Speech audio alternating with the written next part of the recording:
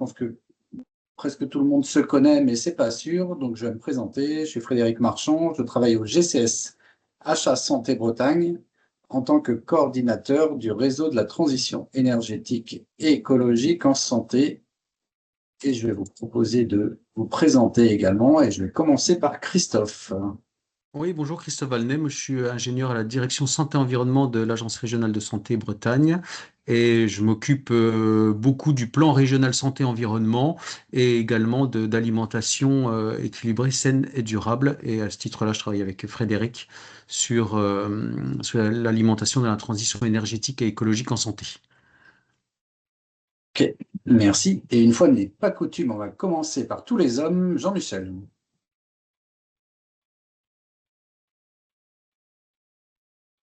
Michel? Non, je crois qu'il est... Jean-Michel, tu nous entends? Oui, Oui, est-ce que tu peux te présenter, c'est bon, Jean-Michel? je vous entends, pardon. Concentré sur autre chose. Donc on fait le tour là. Je Ouais, crois qu'il y a c'est ça. Sabrina qui essaie de se reconnecter. C'est bon. Ok, donc je suis Jean-Michel Lartigue, le directeur du pôle conseil et ingénierie de la BOCA, et donc nous intervenons dans le cadre de l'accompagnement à la réduction du gaspillage alimentaire, donc au sein de la restauration collective en particulier, et également sur toute la notion de gestion des excédents pour accompagner les professionnels sur toute la thématique de gestion des excédents, de réduction du gaspillage alimentaire, et donc sur la partie sanitaire, mais également sur la partie accompagnement à la réduction du gaspillage alimentaire, en Ok, termes de formation, diagnostic, etc.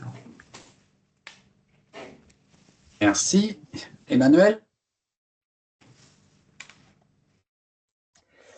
Oui, donc je suis Emmanuelle Follin, je travaille au groupement des agriculteurs bio du Morbihan et je viens cet après-midi avec ma collègue Marion aussi en représentation du réseau bio, donc des GAB bretons.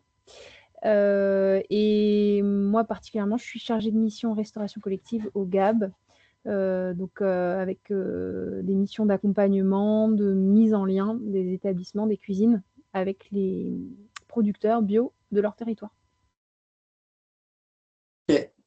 Eh bien, dans ce cas, je vais laisser Marion enchaîner.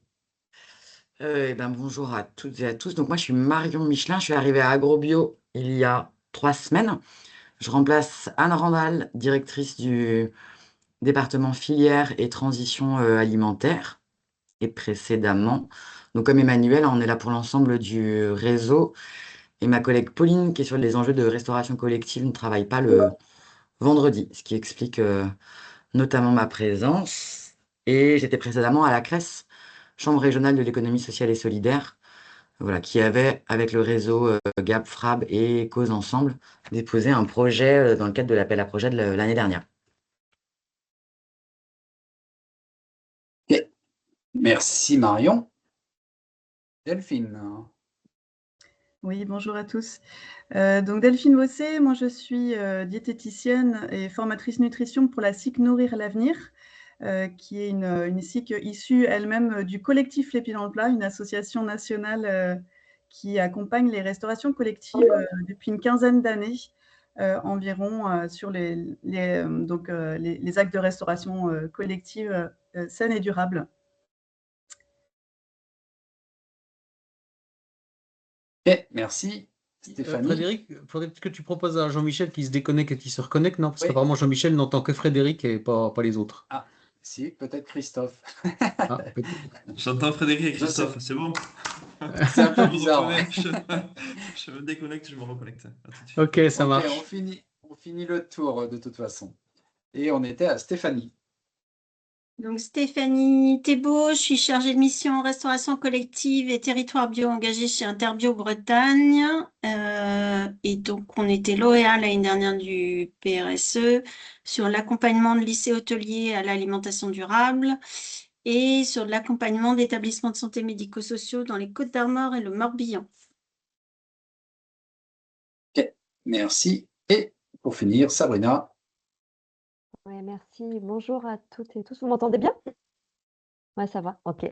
Donc moi, c'est Sabrina, donc je suis formatrice en éducation alimentaire au sein de l'association Au Goût du Jour. Donc c'est une association qui va intervenir auprès de tout type de public et sur les notions du bien manger. Donc en fait, on accompagne aussi, comme peut le faire la BOSEA, la restauration collective sur tout ce qui est diagnostic au niveau du gaspillage alimentaire. Et après, donc on travaille souvent ensemble, mais aussi de manière complémentaire parce qu'on va plus intervenir parfois sur la partie sensibilisation, formation, que ce soit auprès des convives ou des professionnels, sur tout ce qui est notion de gaspillage, mais aussi d'alimentation durable de manière plus large. Voilà, pour faire assez rapidement. Ok, super, merci. Eh bien, Christophe, je te laisse nous parler de l'appel à projet. Tu as peut-être partage d'écran à faire? Là, non, mais peut-être, j'ai pas préparé de diaporama, j'ai rien D'accord. préparé. Mais j'espère que ça va aller quand même. Alors, cet appel à projet, c'est dans le cadre en tout cas, la direction santé environnement de l'ARS est impliquée depuis plusieurs années à l'accompagnement des établissements sanitaires et médico-sociaux à à la mise en œuvre de la loi Egalim. Donc, bon, il y a toute la partie qu'on travaille avec la DRAF et Frédéric dans le cadre de la thèse où on est accompagné par Teralim. Mais c'est tout ce qu'on vous a présenté à la réunion du mois d'avril à la DRAF, dans lequel on vous expliquait les outils qu'on avait créés, etc., etc. Donc là-dessus, vous êtes déjà au courant du dispositif. Ensuite, donc là, il y a ce volet-là, accompagnement au long cours sur l'année qu'on finance avec la TES. Et puis l'autre partie, c'est les appels à projets, donc c'est plus les actions ponctuelles. Donc cette année, on est à la troisième saison, on va dire, de cet appel à projet. Donc il y en a eu un en 2024 où il y avait 4 lauréats qui avaient été retenus. En 2025, 4 lauréats également, dont IBB, comme l'a rappelé Madame Thébault. Les autres lauréats en 2024, c'est le conseil départemental d'Ille-et-Vilaine, le pays de Saint-Malo en lien CLS PAT, donc CLS contrat local de santé et PAT projets alimentaires territoriaux. Et puis le quatrième, c'était l'association les Jeunets d'Or. Donc là, c'est la troisième année qu'on fait ça. L'année prochaine, je ne sais pas encore à quoi va ressembler l'appel à projet du PRSE et l'appel à projet alimentation. Tous les ans, c'est des choses qu'on se réinterroge.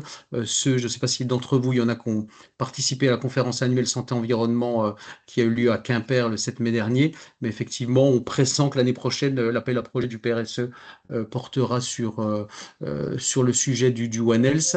Mais il y aura un sujet alimentation d'une manière ou d'une autre. Soit ça sera un volet de l'appel à projet PRSE, soit ça sera dans le cadre d'une autre démarche. De toute façon, on va pas laisser tomber Egalim, les établissements sanitaires et médico-sociaux l'année prochaine, c'est sûr, mais ça n'aura peut-être pas le même format que cette année. Donc, au niveau de ces 3 années d'appel à projet, donc là, je crois qu'on vous en avait parlé, on a missionné Teralim pour évaluer les projets qu'on avait financés en 2024.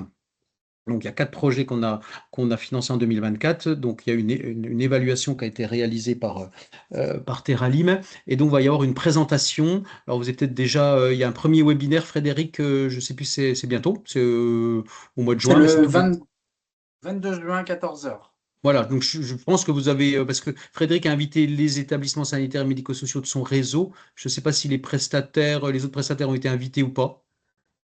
Non, dans ces cas, je vais de suite vous transférer l'invitation.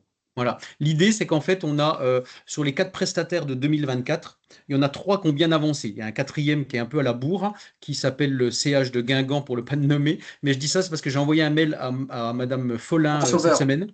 Et la C'est Bon Sauveur, Fondation Bon pardon. Sauveur. Ouais, c'est la Fondation Beau Sauveur. Non, non, oh oui, oui, non, mais c'est pas ça. J'ai envoyé un mail à Madame Follin, oui, je confonds. C'est pour le CH de Guingamp qui recherchait des producteurs locaux bio dans le secteur de Guingamp, en tout cas des Côtes d'Armor. Donc j'ai envoyé à vous et votre collègue du 22 Voilà, il voulait des contacts, etc. Donc, je vous ai envoyé, les mails, les coordonnées des personnes du CH de Guingamp.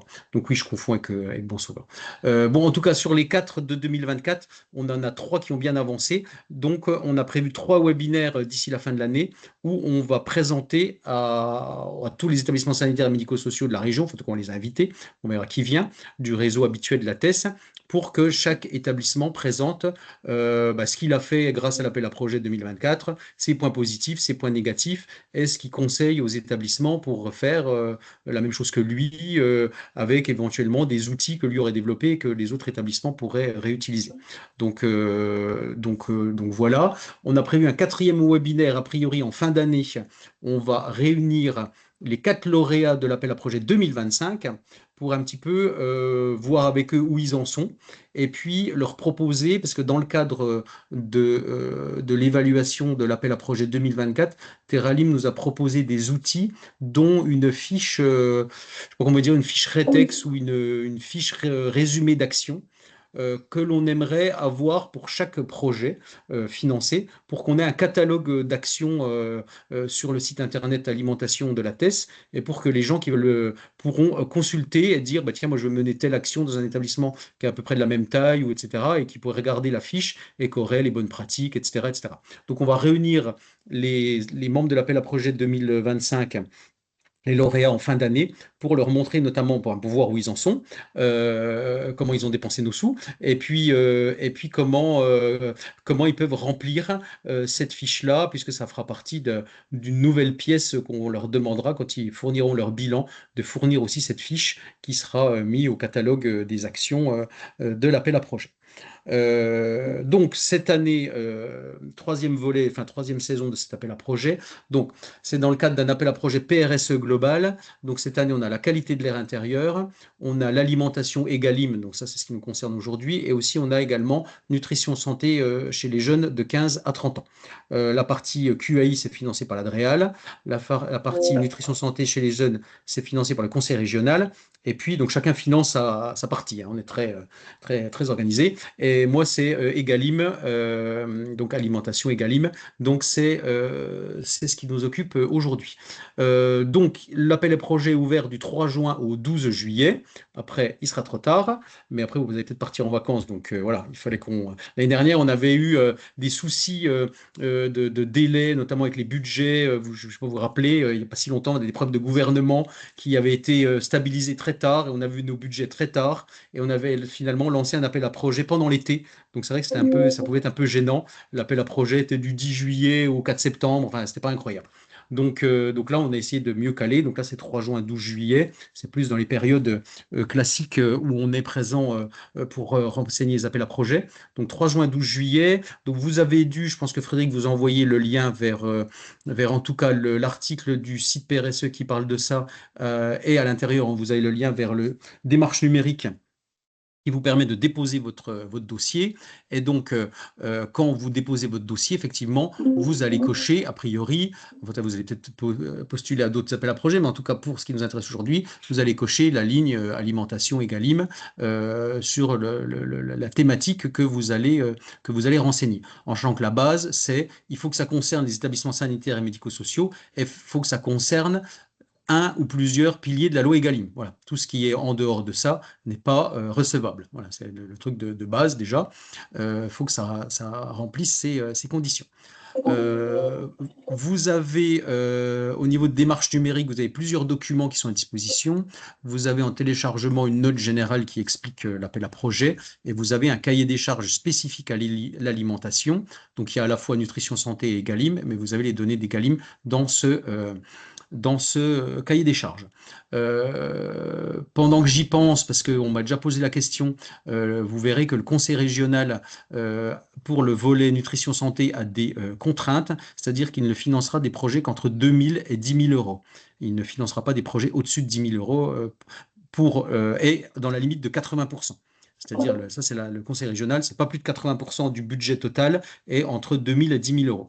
Pour l'ARS et pour Egalim, nous on n'a pas ces contraintes-là. Donc on peut financer à 100% et on peut financer n'importe quelle somme. En sachant que Tout ça se fait bien sûr, vous vous en doutez bien, dans une enveloppe budgétaire fermée, qui ne cesse d'évoluer depuis quelques semaines. Donc, je sais que le plancher, comme je vous l'avais annoncé au mois d'avril, ça n'a pas changé. Le plancher, c'est 50 000 euros, mais on a des bonnes surprises qui arrivent. On sait qu'on va avoir plus d'argent. Donc, on peut potentiellement monter un peu plus. Pour rappel, l'année dernière, on avait mis 100 000 euros. On avait financé 4 projets pour 100 000 euros l'année dernière. Donc, cette année, on espère bien pouvoir à nouveau mettre 100 000 euros. Ça a l'air d'être en bonne voie. Donc nous, on n'a pas les contraintes qui sont listées dans l'appel à projet, mais c'est bien noté pour le conseil régional, mais pour le volet nutrition santé, mais on m'a déjà posé la question si pour l'ARS c'était pareil. Non, pour l'ARS, on peut financer 100% et des sommes qui peuvent aller au-delà de 10 000 euros. Donc voilà, donc les documents que vous avez, donc vous avez ce cahier des charges spécifiques sur l'alimentation, et puis pour le volet Egalim, vous avez 3 documents particuliers qui n'étaient pas là l'année dernière et qui sont issus du travail de Teralim qu'il a fait au niveau des évaluations. Donc déjà, si première chose, ce qui était déjà l'année dernière, c'est que si des établissements répondent à l'appel à projet ou qu'ils sont accompagnés par une structure de votre type, ils s'engagent à utiliser ma cantine s'ils ne l'utilisaient pas. C'est-à-dire que le fait qu'ils rentrent dans cette démarche-là, ça veut dire qu'ils vont utiliser ma cantine, ils vont déclarer leur situation via ma cantine. Voilà. Déjà, c'est le premier engagement. Ça, c'était déjà l'année dernière, c'était déjà il y a 2 ans. Hein. Ça, c'était un peu le truc de base. Ce qu'on a rajouté cette année, on a quand même reprécisé tous les outils qui sont disponibles sur le site de la TES, dont on vous a parlé au mois d'avril, donc l'infographie, la petite vidéo, la boussole d'autodiagnostic, le catalogue de formation, etc., pour que les lauréats, les candidats, nous reproposent pas des choses qu'on a déjà fait. Parce que forcément, on refusera de financer des choses qu'on a déjà fait, ce qui est assez logique, et donc ça va faire perdre du temps aux gens, c'est quand même dommage, autant qu'ils se concentrent sur d'autres choses. Donc voilà, donc c'est pour dire ça existe, ça sert à rien que vous nous reproposiez ça, on l'a déjà fait, et comme on en est très content, on n'utilisera pas d'autres choses. Ça, c'est le premier point qui n'était pas dans le document de l'année dernière. Et les choses qui ont été rajoutées par l'évaluation des appels à projets 2024, c'est on a un petit tableau qui résume, qu'on vous propose de remplir, qui résume les actions que vous allez mener pour atteindre votre objectif général du dossier que vous allez déposer. Ça décortique un petit peu toutes les actions que vous allez mener avec différentes colonnes sur les périodes de réalisation prévues, les moyens nécessaires, etc., etc. Donc ça, on vous propose que, en plus des autres documents classiques que vous devez renvoyer comme le statut de votre association, votre RIB, le budget du projet, etc. En plus, par rapport à l'année dernière, il faudra renvoyer ce petit tableau pour décortiquer les actions que vous allez mener. Et en sachant que quand vous remettrez votre bilan à la fin de votre action, il faudra nous redonner votre tableau avec chaque action, quand c'est qu'elle a été réalisée, est-ce que finalement elle a abouti ou pas, etc., etc., pour un peu avoir un suivi fin de ce que vous avez fait. Donc ça, c'est un truc nouveau qui n'y avait pas l'année dernière. L'autre truc nouveau, c'est cette fameuse fiche Retex dont on parlait tout à l'heure, qu'on va reproposer qui a été rempli en 2024 dans le cadre de l'évaluation, qu'on va demander aux lauréats 2025 de remplir via le webinaire qu'on va organiser en fin d'année avec eux, dont je vous ai parlé tout à l'heure. Et puis, cette année, maintenant, cette fiche Retex, qui servira à faire un catalogue d'actions, est inclus dans l'appel à projet et devra être retourné avec le bilan en fin de travail. Donc voilà, donc en fin d'action, il y aura un bilan qualitatif et quantitatif à nous donner, enfin financier et puis en termes des indicateurs, etc., que vous avez définis. Il y aura la petite fiche action avec tout ce que vous avez fait, et puis il y aura cette fiche Retex. Voilà pour les nouveautés. Et le troisième document qui a été ajouté, c'est un document pour vous aider. C'est Teralim qui a un peu listé les outils qui existent pour améliorer ce qu'on pourrait appeler une évaluation de votre action. On sait que la partie évaluation dans les actions, c'est toujours un peu compliqué, c'est pas toujours facile, ça prend du temps, etc. Donc là, vous avez un petit document qui liste des ressources, des outils que vous pouvez utiliser pour évaluer votre action ou pour en dresser un bilan un peu plus qualitatif à la fin. Donc voilà, au niveau des... donc sinon, ça ressemble à l'année dernière, hein, c'est le même sujet, etc., les mêmes principes, les mêmes conditions, critères d'éligibilité, etc., etc. Sauf qu'il y a quelques petits documents en plus pour affiner le suivi de ce que vous faites et notamment le bilan à la fin.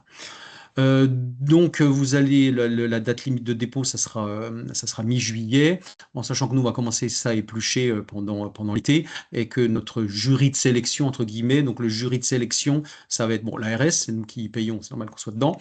Il y aura Frédéric Marchand pour la TES, il y aura la DRAF, le conseil régional. Voilà, en gros, on sera les 4 pour un petit peu analyser les projets qui auront été reçus et jugés recevables. Et puis, donc, en fait, on décidera, vous aurez là, pour les personnes, enfin, les candidats sauront s'ils ont été retenus ou pas. Bon, je pense que fin septembre, ça sera fait. Dans l'appel à projet, j'ai mis mi-octobre pour pas me mettre trop de pression. Mais en tout cas, a priori, ça sera fin septembre, on saura qui sera retenu ou pas. L'année dernière, il y avait des lauréats, notamment les Genêts d'Or, les autres, je ne sais plus, qui nous avaient fait des propositions, enfin, qui avaient demandé un budget énorme. Je crois que les Genêts d'Or, ils nous avaient demandé, je ne sais plus combien, plusieurs dizaines de milliers d'euros. Mais ils avaient dans leur projet, ils avaient des choses intéressantes, mais pas tout. Il y avait des choses éligibles, mais pas tout. Et puis, on ne voulait pas donner tous nos sous aux Genêts d'Or parce qu'on avait envie d'en donner aussi à d'autres.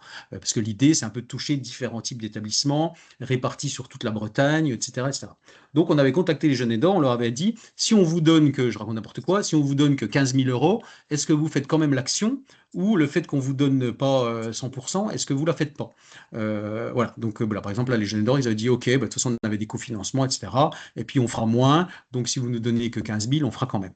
Donc, c'est possible que, même si je vous dis qu'on peut aller jusqu'à 100% de votre projet, c'est possible qu'à un moment donné, on vous dise, OK, votre projet nous intéresse, mais finalement, par rapport au financement qu'on a, si on veut répartir un peu, on pourra vous donner que, je ne sais pas, 70% de ce que vous avez demandé. Est-ce que vous maintenez quand même votre candidature si on vous donne que 70%? Parce que potentiellement, vous pouvez dire, ben non, si vous ne me donnez pas 100%, je ne fais rien.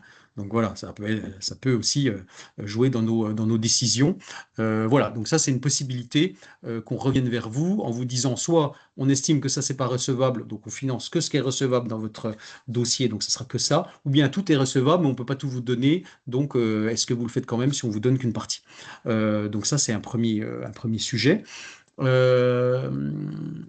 Deuxième sujet, vous verrez que dans l'appel, mais c'était déjà le cas l'année dernière, mais je préfère quand même vous le rappeler, c'est que vous avez des items obligatoires qui sont des items qui correspondent au PRSE, au plan régional de santé et environnement, puisque dans le PRSE, on a 3 ambitions transversales et on voudrait que quand vous déposez un projet, vous réfléchissiez à en quoi votre projet s'intègre dans ces ambitions transversales. Donc c'est lutte contre les inégalités sociales de santé, atténuation et adaptation au changement climatique et One Health, une seule santé. Voilà. Donc vous avez 3 petites lignes où vous devez écrire des choses là-dessus et vous êtes obligé, sinon vous ne pouvez pas déposer votre projet. Alors, vous pouvez dire mon projet n'a aucune... Enfin, c'est pas une réponse, il n'y a pas de bonne réponse et ce n'est pas une réponse obligatoirement positive.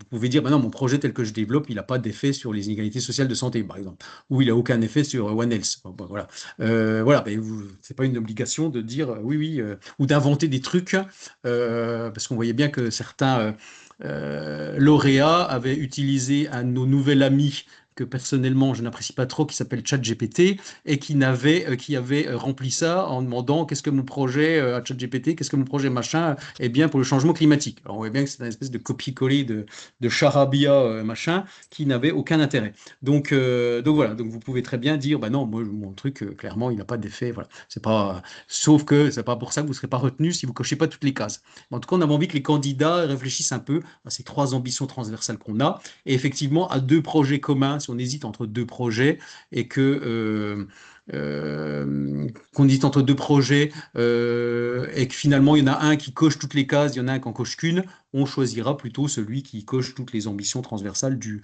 PRSE. Vous le comprenez bien.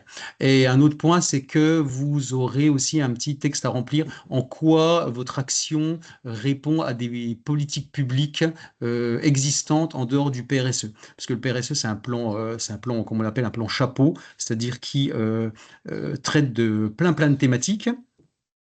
Donc il y a notamment 12 priorités dans le PRSE, et ces thématiques, par exemple, sont reprises dans d'autres plans, puisqu'on a des trucs sur les pesticides, on a des trucs sur l'eau, on a des trucs sur l'air extérieur, etc., qui sont repris dans d'autres plans, et donc le PRSE a vocation à chapeauter, s'articuler avec d'autres plans. Donc si vous, les actions que vous menez, vous savez qu'elles s'articulent avec d'autres plans, comme par exemple la SNANC ou des choses comme ça, vous pouvez le mettre dans ce petit paragraphe. Pareil, si vous ne savez pas, ou si vous estimez que ça répond uniquement à Egalim, etc., et qu'il n'y a pas forcément d'autres sujets, vous n'êtes pas obligé de remplir quand même, mais ça permet aussi que les candidats réfléchissent à ça, en quoi ils s'intègrent au niveau global par rapport à leur action.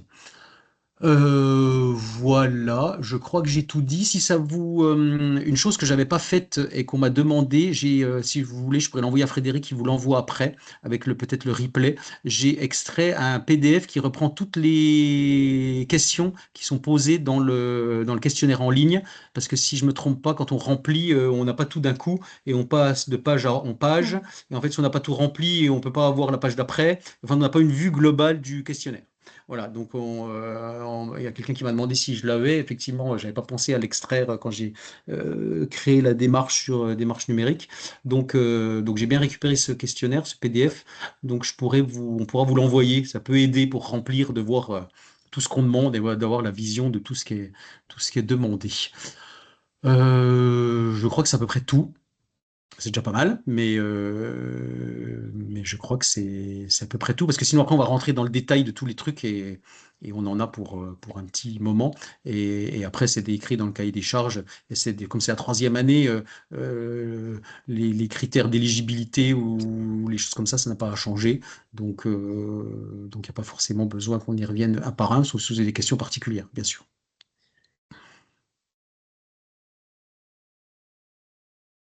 Sabrina, numéro 1. Ouais, j'ai une question, Christophe, mais peut-être qui est déjà indiqué dans le cahier des charges ou autre, hein.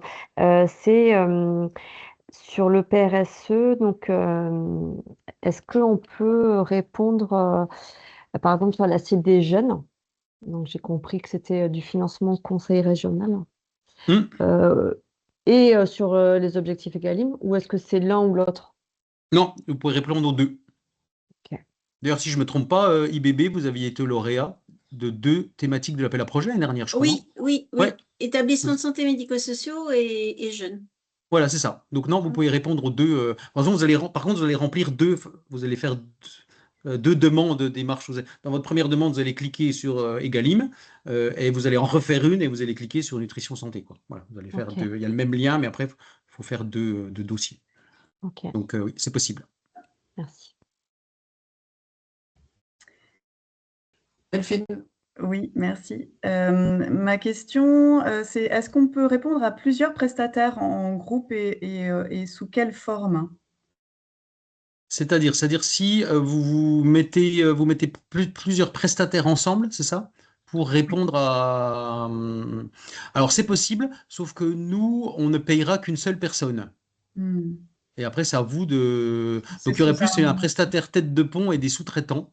Ouais, c'est ça. Voilà, c'est ça. Parce que nous, en fait, on fait une convention avec notre logiciel, là, qui est un petit peu rigide, pour pas dire autre chose. Et en tout cas, il nous sort une convention avec et c'est signé entre la directrice de l'ARS et une personne morale. Et puis après, on donne des sous à ces personnes-là. Donc après, c'est à vous de vous arranger en niveau de sous-traitants, de tout comme ça pour après redonner l'argent. Mhm. Oui, je pose cette question parce que c'est souvent la formule qu'on a adoptée avec Agrobio 35 notamment. C'est plutôt Pauline sur ces dossiers.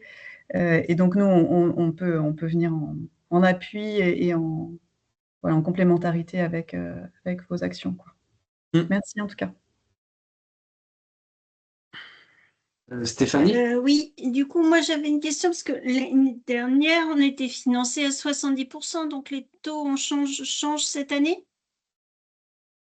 Alors, l'année dernière, je pense que est-ce que votre taux, je ne crois pas que votre taux est inscrit dans l'appel à projet, je pense qu'on vous a financé à 70% pour la raison que je disais tout à l'heure, c'est-à-dire qu'on n'avait pas assez de sous et que comme on voulait mettre de l'argent un peu sur, enfin, il y a 4 projets qui ont été D'accord. choisis, on a réparti notre enveloppe et à un moment donné, on vous a dit, ben, on peut vous On donner vous que donne ça. tant. Est-ce que vous faites votre projet quand même? Donc en fait, soit les gens Ok. nous disent, ben, j'ai finalement j'ai trouvé des cofinanceurs entre-temps, donc c'est bon. Ou bien je devais faire, je raconte n'importe quoi, 10 audits, et ben j'en ferai que 8, parce que vous me donnez moins. Enfin, dans mon projet initial, j'avais mis 10 audits, Ouais. voilà. Mais il n'y a pas de règle, contrairement le conseil régional, lui, c'est maximum 80%, mais nous, on n'a pas de minimum, on n'a pas de maximum.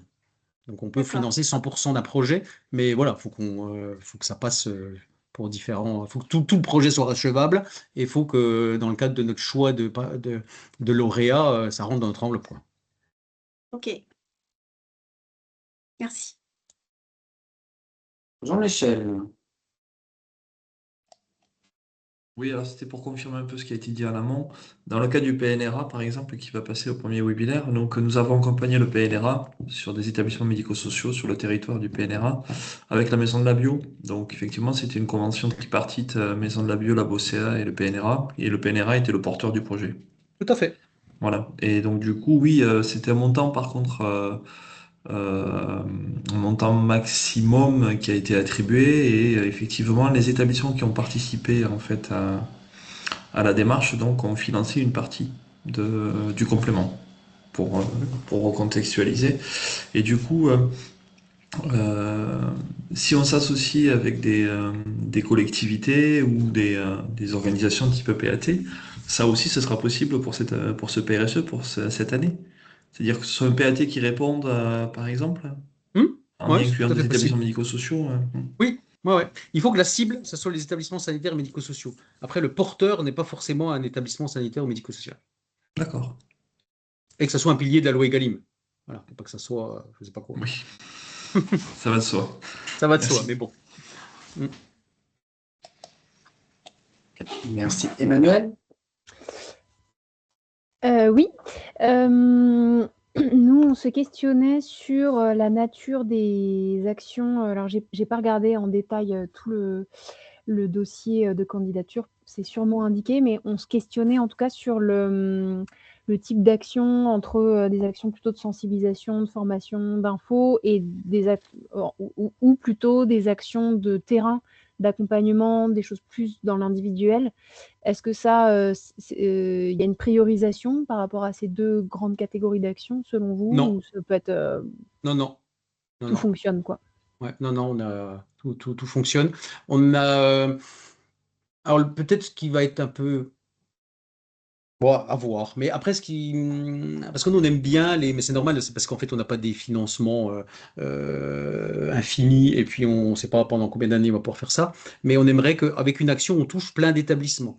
Donc on aime bien les dossiers, bah, comme vient de parler Jean-Michel à l'instant avec le PNRA, ou bien comme par exemple le conseil départemental 35 a été financé l'année dernière. C'est-à-dire qu'ils proposent leurs services à plusieurs établissements qui vont bénéficier des actions, etc. Donc on préfère financer ça qu'un seul établissement qui va aller, donc en fait l'action qu'on va financer va bénéficier qu'à un seul établissement avec un seul nombre de résidents. Alors après c'est aussi, on peut voir en fonction de la taille des établissements et le nombre total de résidents, mais en tout cas voilà, on aime bien les démarches un petit peu qui incluent plusieurs établissements, parce qu'après, ça permet aussi d'avoir des échanges entre eux, des échanges de procédés. Après, ils peuvent continuer à avoir des échanges une fois que l'action est finie, parce qu'ils ont pris des bonnes habitudes là-dessus, etc. Donc, on aime bien quand c'est multi-établissement, mais après, effectivement, il n'y a pas de priorisation entre ce que vous disiez là, action vraiment terrain ou bien sensibilisation, etc. Hmm. Ok, C'est juste qu'on ne finance pas de matériel. Donc, on oui, oui. n'achètera pas Hmm. de cellules de refroidissement. Bon, ça n'a rien à voir avec Egalim, mais ça me vient en tête comme ça. Ok.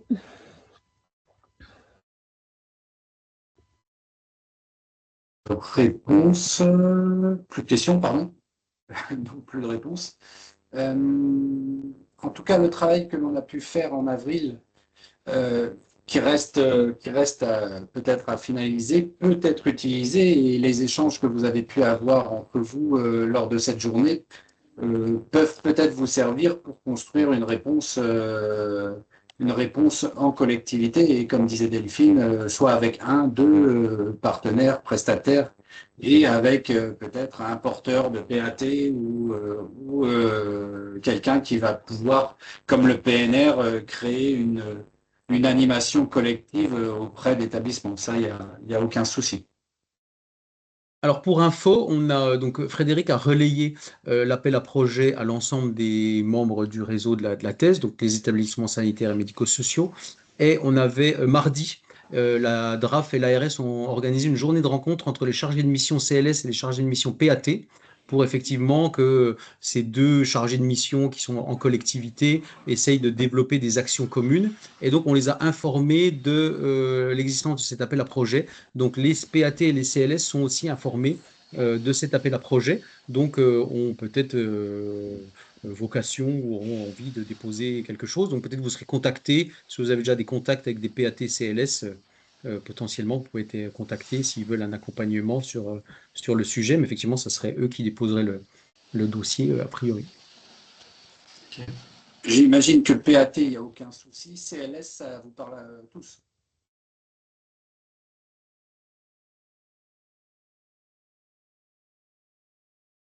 En sachant qu'on a des cas, comme je crois que ça a été le cas du CD35 et du CLS-PAT de Saint-Malo, quand ils ont déposé le dossier, on leur a accordé la subvention, mais ils n'avaient pas encore choisi avec quel prestataire ils allaient travailler. C'est-à-dire ils ont lancé après un appel d'offres ou je ne sais pas quoi, un appel à candidature pour trouver le prestataire qui allait les accompagner. Ils ne l'avaient pas choisi dès le départ.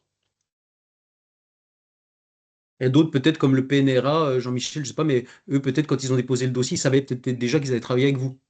Oui, en fait, on a monté le dossier ensemble. Voilà, c'est ça. Parce qu'on l'avait fait l'année précédente pour le PAT de Brest Métropole. Ouais, ok. C'est pour ça. Donc effectivement, les dispositifs peuvent être différents.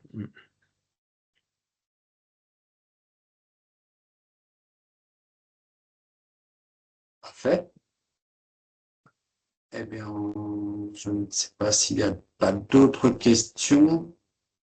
Si vous avez des questions ultérieures, vous verrez dans l'appel à projet, il y a une adresse mail générique qui s'appelle ars-bretagne-santé-environnement, ars.santé.fr. Si vous avez des questions sur l'appel à projet, envoyez plutôt sur cette boîte-là, au cas où je ne sois pas là, etc., que j'ai d'autres collègues qui pourront répondre.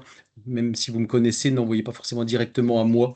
Mieux vaut envoyer sur l'adresse générique. Ça, si je ne suis pas là, il y a quelqu'un qui pourra vous répondre quand même, puisque après, il y aura des délais à respecter, donc il faut pas qu'il y ait de soucis là-dessus. Je mets les petites questions et réponses qui ont été posées dans le cadre de cette vidéo, et je mettrai le contact avec cette adresse générique dans le document, ce qui permettra de l'avoir directement, en plus du replay et du lien du document. Ouais, et je t'envoie ce que je disais tout à l'heure, le PDF de tout le questionnaire pour avoir une vision de ce qu'a demandé. Frédéric, comme ça tu pourras joindre ça à ton envoi. Super. Eh bien, parfait. Très bien. Quelqu'un a un mot de clôture particulier? Merci d'avoir organisé cette visio, en tout cas. C'est très éclairant pour nous. Ouais. Très bien. Et puis, n'hésitez pas, si vous avez des questions. Alors, le 12 juillet, c'est un dimanche, donc vous pouvez me poser des questions jusqu'au 9-10. Le 11 et le 12, je ne vous répondrai pas, a priori. Mais n'hésitez pas à me poser des questions si besoin. Et puis voilà, on est à votre disposition. Et voilà, on espère bien continuer à travailler avec vous dans les mois à venir, mais on n'en doute pas d'une manière ou d'une autre. Ouais. Merci beaucoup pour les explications. Merci à tous. Merci. Au revoir. Bonne fin de journée, bon week-end. Au revoir. Merci également. Au revoir. Au revoir.